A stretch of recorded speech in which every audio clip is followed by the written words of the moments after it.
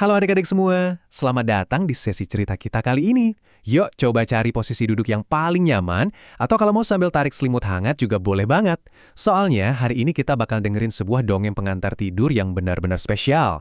Kita akan jalan-jalan ke masa lalu, dengerin kisah ajaib tentang manusia paling mulia, yaitu Nabi kesayangan kita, Nabi Muhammad SAW, waktu beliau masih kecil banget. Nah, ngomong-ngomong soal masa kecil, kalian tahu nggak sih, ada satu keajaiban luar biasa yang terjadi waktu Nabi kita baru umur 4 tahun? Bayangin deh, umurnya mungkin sama kayak kalian atau adik kecil kalian di rumah sekarang. Coba, tutup mata kalian sebentar, bayangin, kira-kira rahasia hebat apa ya yang terjadi sama beliau waktu itu? Penasaran kan? Yuk kita mulai ceritanya. Bagian pertama cerita kita, bayi spesial pembawa berkah lahir di tanah yang gersang.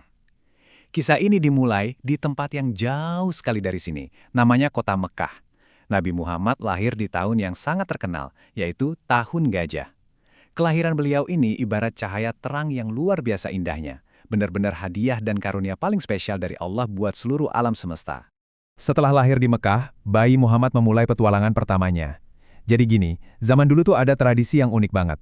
Bayi-bayi di Mekah biasanya bakal dibawa ke desa-desa, biar mereka bisa menghirup udara pedesaan yang sejuk, bersih, dan damai. Nah, hal yang sama juga terjadi sama bayi Muhammad.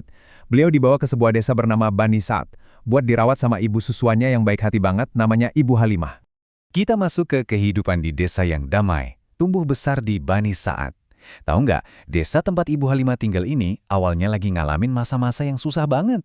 Kering kerontang, jarang ada hujan, dan hewan-hewan peliharaan di sana sampai kurus-kurus karena kurang makan. Tapi, semuanya langsung berubah total waktu bayi Muhammad datang ke pelukan keluarga Ibu Halimah. Wah, beneran deh, kejadiannya luar biasa. Bayangin wajah Ibu Halimah yang tiba-tiba kaget, tapi seneng banget. Dia sampai tersenyum lebar dan bilang, "Wah, anak ini bener-bener bawa berkah buat kita.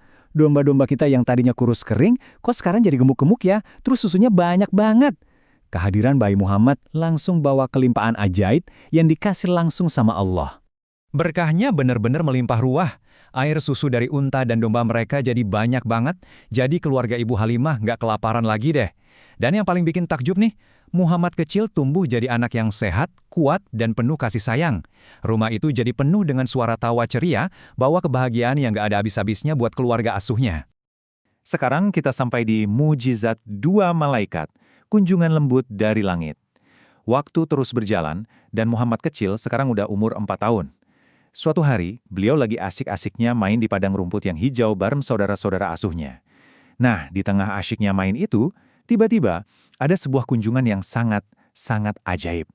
Tiba-tiba aja turunlah dua sosok pria dari langit. Pakaian mereka putih bersih dan bersinar terang benderang, pelan-pelan nyamperin Muhammad kecil yang lagi main. "Shh, jangan takut ya adik-adik, mereka ini bukan orang asing yang jahat kok. Mereka berdua sebenarnya adalah malaikat yang sangat lembut.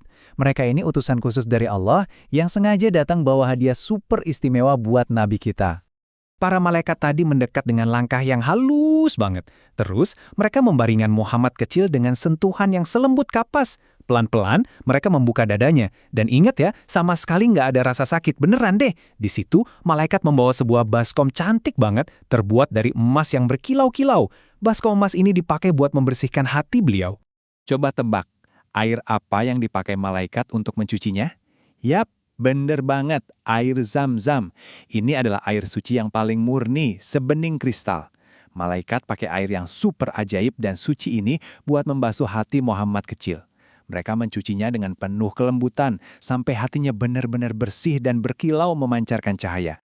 Tahu nggak sih, di dalam setiap hati manusia, kadang tuh ada bintik hitam kecil banget, tempat setan suka bisikin hal-hal nakal. Nah, para malaikat ngambil bintik hitam terkecil itu dari hati Muhammad dan langsung membuangnya jauh-jauh. Jadi, yang tersisa di dalam dadanya cuma hati yang bersinar sangat terang, bersih tanpa dosa, dan penuh sama cahaya iman, kebijaksanaan, dan cinta kasih yang luar biasa besar. Hati bersih penuh cahaya, kembali dengan selamat. Nah, pas kejadian ajaib yang menenangkan ini lagi berlangsung, saudara-saudara asuh Nabi yang lagi main agak jauh tuh kaget. Mereka panik dong. Terus mereka lari sekencang-kencangnya pulang ke rumah nemuin Ibu Halimah. Mereka teriak-teriak ketakutan karena ngira udah terjadi hal yang buruk sama Muhammad. Mendengar itu, Ibu Halimah jelas saja langsung lari terbirit-birit ke padang rumput. Hatinya udah deg-degan gak karuan. Tapi adik-adik, pas sampai di sana, tahu nggak apa yang Ibu Halimah lihat? Muhammad kecil ternyata lagi duduk dengan sangat aman dan tenang. Nggak ada luka sedikit pun. Malahan, wajah manisnya memancarkan cahaya berseri-seri, kelihatan jauh lebih cerah dan bahagia dari sebelumnya. Lega banget kan? Terus, kenapa sih keajaiban yang indah banget ini bisa terjadi? Jawabannya karena Allah sayang banget sama beliau. Allah ngelakuin ini buat ngejaga dan ngelindungin Muhammad kecil dari segala macam hal buruk. Allah mau memenuhi hatinya dengan kebaikan yang gak ada batasnya, supaya nanti beliau siap tumbuh jadi manusia paling mulia, jadi pemimpin kita, dan nabi terbesar yang menyebarkan kasih sayang buat kita semua. Nah, sampai deh kita di akhir dongeng indah malam ini. Tapi sebelumnya, ada satu pertanyaan nih buat kita semua.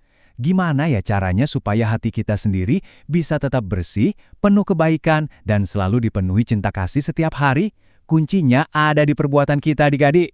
Kalau kita selalu ngomong jujur, sayang sama teman-teman, dan gak lupa berdoa, hati kita juga bakalan bersinar terang loh. Oke deh, selamat tidur yang nyenyak ya adik-adik manis. Semoga kalian bermimpi indahnya cahaya hati Nabi kita. Sampai jumpa di kisah seru lainnya.